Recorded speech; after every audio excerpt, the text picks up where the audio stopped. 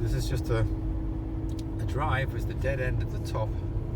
Just continue up with some little houses first before we get right onto the main part of the moor. These houses. Yeah, a little bungalow there. And now we're going to get straight up now onto the proper moor. Very bleak and everything now.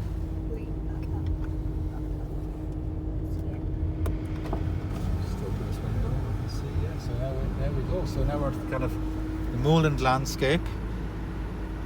So the road's going straight ahead and then it veers around to the right up onto the top.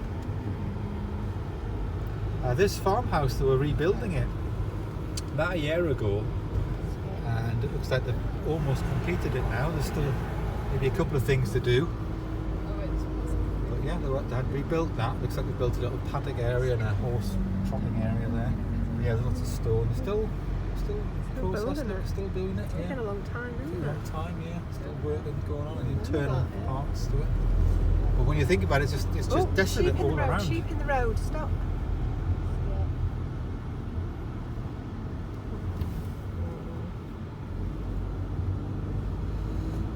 So if you just pan around to the right, you'll just see we're into the desolate moorland now. Pure desolation. And the temperature's just dropped now as we're going up the hill to 4 degrees. Let's get up to the top, so it's cold.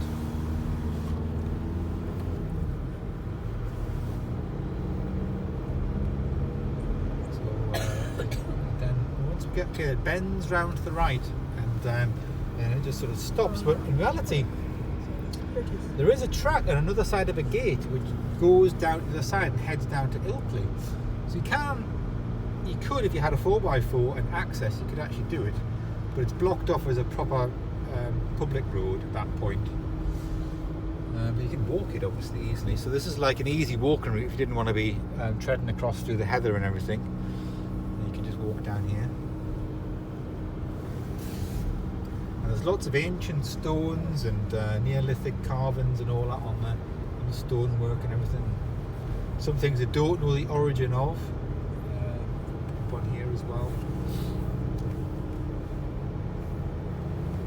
12 Apostles stone circle and things like that.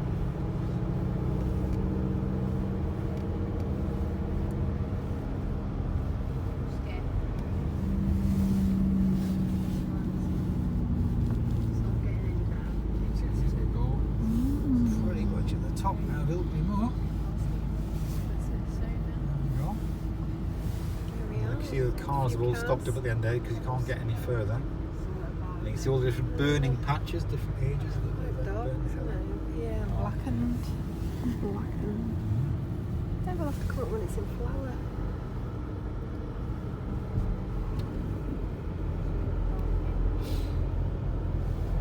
Okay.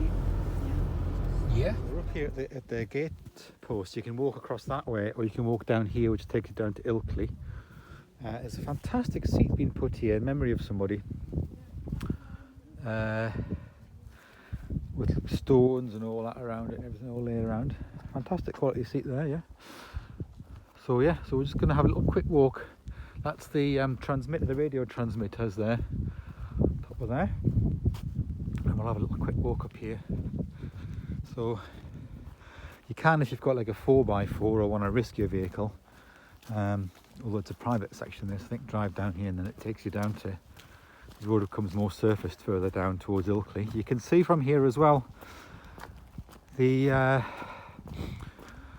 specialist radar station, the military radar station right over there.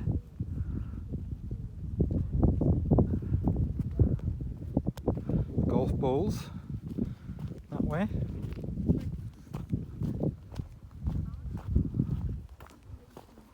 So we're looking now, that is down the Wharf Valley.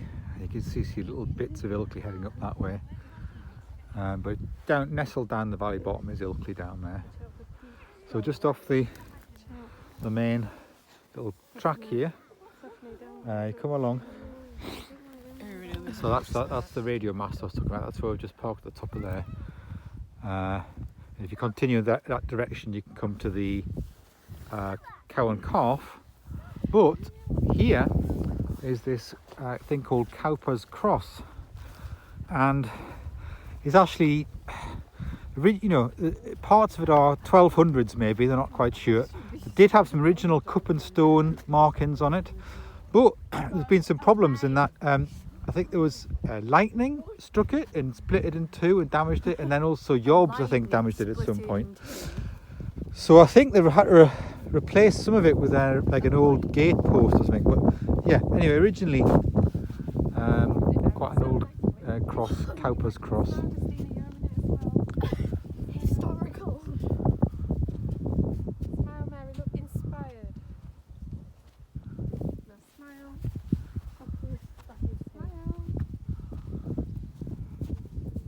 I just can't. We've just veered off the main track which runs down there. You can see. Just coming to the left here, just along this little bit. It's quite dry at the minute. In fact, because there's been so little rain in February over the winter, it's quite dry. And just walking this little track here, little path amongst the heather. Just have a little look. Of course, on some of the Google aerial views, you can see here what they call a UFO. In fact, there it is. There, I can see it. A UFO landing pad. I don't know if you can just make out the circles, but of course now, because they've been cut for a while, you can't quite see it as well. But if you see the circles here, see the circles, guys? That's the UFO landing pad there. Just there. I'll edit into this video. I'll edit you the shot of how it looks from the air. But obviously, because heather's starting to grow in the middle of the circles now, you can't quite see it as well. But it's like a symbol you can see from the satellite imagery, the big circles.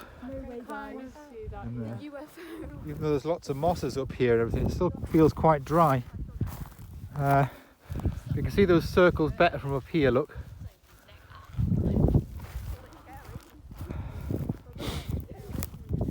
And there's the grouse.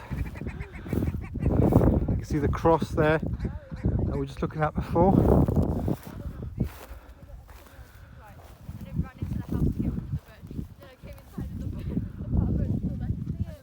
This is like when we were in the old house and I dreamed, and I was in the bedroom and I dreamed that there was Pair of black grouse there. They've been flying around. It's nesting season now. Yeah, as well. It was like kind of in there. our new house, and I was like, "Can we just skip this part?" Because the that bed is probably nothing. So I just want to show you just while we're on the ground there. I told you about that kind of circles, the UFO landing strip. That's what it looks like from an aerial photograph. So you can see it's quite distinctive. Somebody's cut the shapes into the heather, and that's what we could see when we're standing from the side a bit. It obviously doesn't look quite as good, but from the air it's an amazing thing. And that's the track there, that track that we were kind of walking down. And if you follow it down, or whichever way you come from, it heads down to Ilkley down there. So that's the town of Ilkley there. And we'd parked just up here, there where there's like a gate and everything on that side. You're able to drive up Ilkley Road side with all the burn patches that you can see there.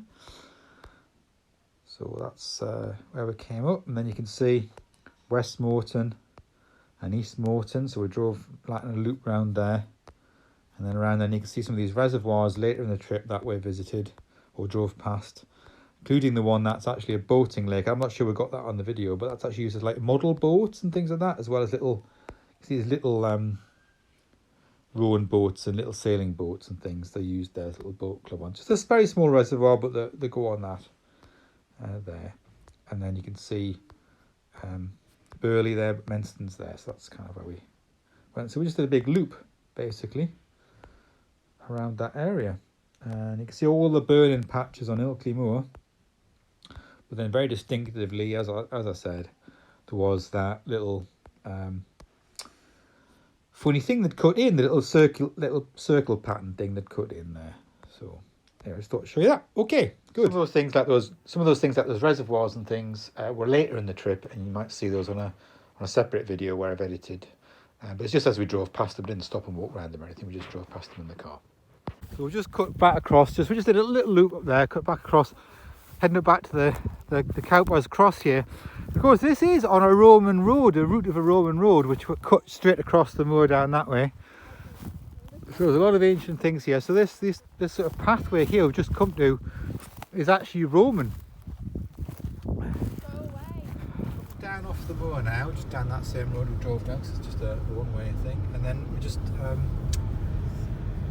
coming, still skirting now around the loop around Ilkley Moor, and we're coming down to a little village called East Morton, which is quite close to West Morton.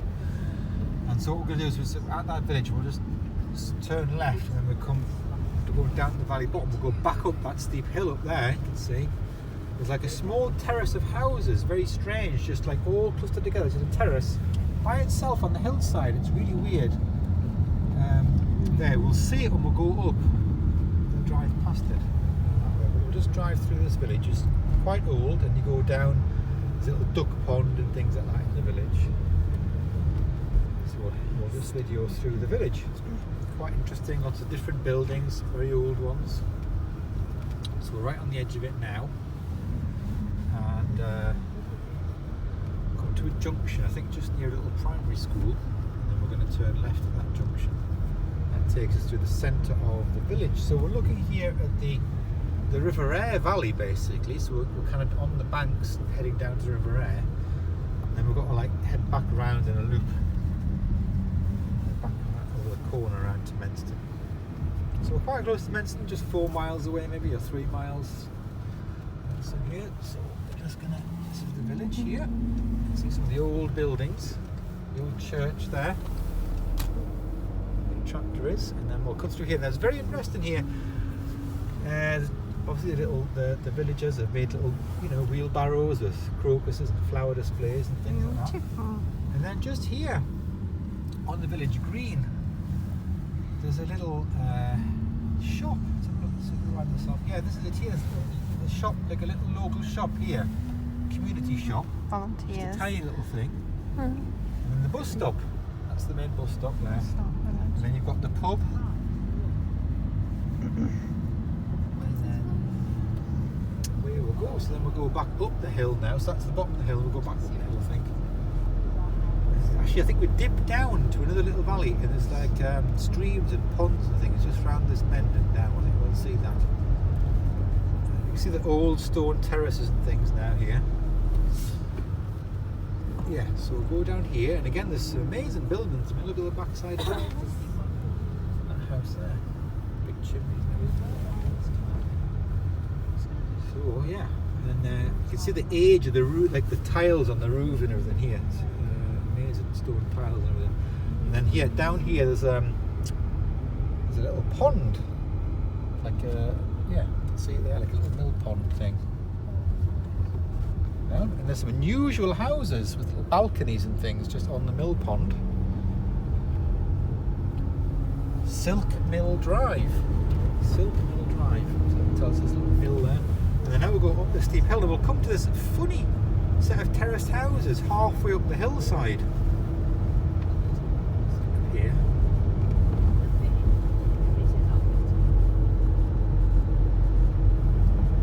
This is it here. So there's just this strange setting on a very, very steep hill. So you can see how each house is above each other, even at the terrace, how much extra climb there is on each house as we're going up. And that's it, just that's all there is, just in the middle of the moorland and all that on the road, and then it just ends there. And away we'll go now. So now we're going to head back over the edge here, and then we're just going to skirt again around Ilkley Moor and then head round to Menston. So we're just in one big loop around the whole of Ilkley Moor, plus a detour into the centre of Ilkley Moor, partway through the journey.